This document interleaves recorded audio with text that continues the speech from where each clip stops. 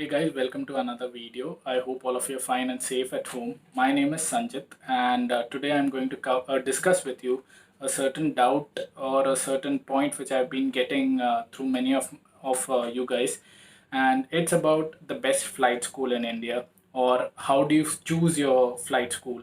So generally my answer to that is there's no best flight school in India. There's nothing on top actually.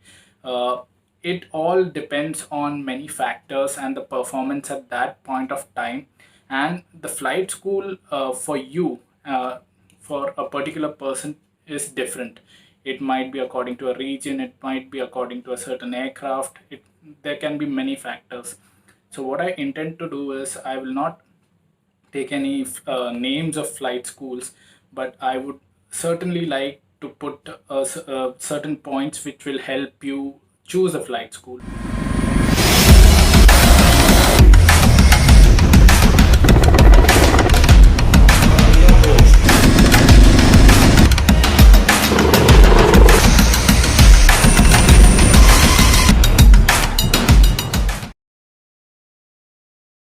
So the first point which I take into consideration, or I took into consideration when I chose a flight school, is if it is DGCA approved.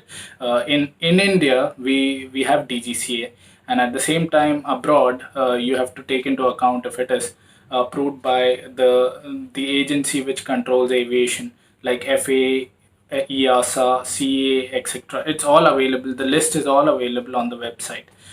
So the first thing you do is go to the DGCA website or go to that particular agency's website, and there's a list which shows all the flight schools, and it is approved, it is operational since what time. You check all those details, and also when you're going abroad, if you're an Indian and if you're going abroad, it is also recommended that you send an email to DGCA telling them that you're going to this particular flight school, and also send them kind of a screenshot showing them that this is on the list of FAA or EASA or whichever agency is approved flight schools. So it will go a long way. So this is one of the initial things which I took into account before I chose my flight school, and this is also one of the important things which I always tell to whoever who asks me about this particular topic. So the second point which I did or I recommend on doing is do a lot of research. All right, so there's a lot of information out there on the internet about schools and a lot of fake ones also. But what I recommend is list out a few schools, take those lists out from the DGCA website, FAA website, EASA website, wherever you want to do the training. Take out those lists, and also you can also write to them. You can inquire about the fees, the details, etc., the time taken. You can also find out some acquaintances, friends, or friends of friends who are training out there. You can ask them about all the details. You can also ask them about how the school is behaving with them. In many cases the school is very rigid, so you can ask all of it, all the information. Keep all the information ready with you, because you're going to spend a huge amount of money. So research is free, right? You can do that anytime. So do all the research it takes. And not only that, in many cases the schools, especially if they are abroad, if there are Indian students studying there, they will give you all the information about those Indian students, maybe their email ID, contact number. You can contact those students and ask them about how the school is doing and how they are doing. So there's a very important thing you should do. So third thing which I recommend on doing is checking out the fleet, the amount of instructors there, the amount of manpower they have. So when I mean by fleet, you can find out the aircraft, the type of aircraft which is there, the number of aircraft they have, the number of instructors they have. At least one instructor per aircraft should be available, and also the other manpower like the engineering staff. So without engineering staff also the aircrafts won't be moving, right? So you should figure that all out. Probably if you're in India, you should try visiting those schools, try going and seeing how many aircrafts are there, because on the internet they might show one or two aircrafts extra. I'm not saying all schools do that, but some schools might do that. They might show seven aircrafts, and some might have only two. So you should go there and check there if it's in India. But otherwise, if it's a school you're choosing abroad, you can always, as I said before, you can always ask the students or ask any of your acquaintances how many aircrafts are there, how are the instructors, what is the quality of training, and all these things. So the fleet decides the duration of your training. The fleet and the instructor, of course, and of course your performance as well decides the duration of your training. So obviously, if there are less number of aircrafts and more students, it will take you more time, right? So check the number of aircrafts which are available in that particular flight school before you choose one. Also, I forgot to add on one thing, that if the school is situated abroad and if you're going there to train, you should choose a school which has an aircraft which is also available in India. That is, if you're planning to come back to India and get a DGCA license as well. Because when you come back, you should have the same aircraft to get your skill test done. And just in case the same aircraft is not available in India, you're going to face some problems. So it is always better to train on aircrafts which are already available in India if you're going abroad. All right.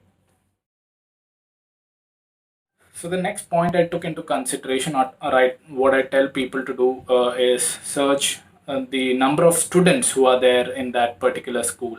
So if the school is overcrowded with students, of course you will take more time to complete your training.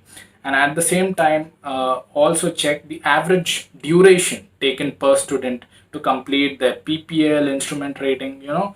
Step by step, you ask them how much time did they take to complete their PPL, even SPL. In fact, how much time did they take to get their SPL, PPL, instrument rating, etc.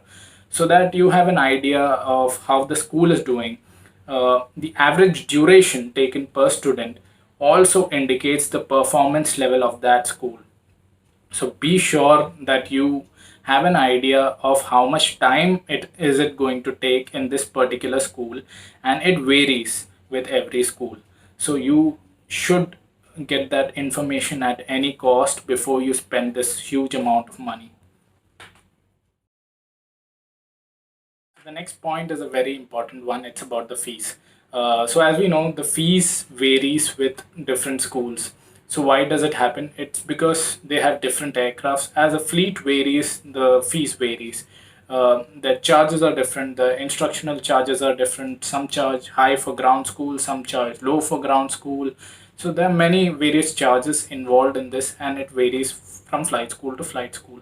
So what you should do is make a list of certain flight schools which you have, got from the DGCA site or any of those sites, and you compare their fee structures as given by them. So you write to them, they'll send you a quote, and you compare it. And that is how you get a good idea about the fee structures and what is the average cost which will incur when you do this flight training. And not only that, many schools charge 10 lakhs in advance and all these things. So what you should do is you should ask them that if an EMI is possible. Certain schools will only give you the chance to pay the whole fees in two installments. Some charge in four installments.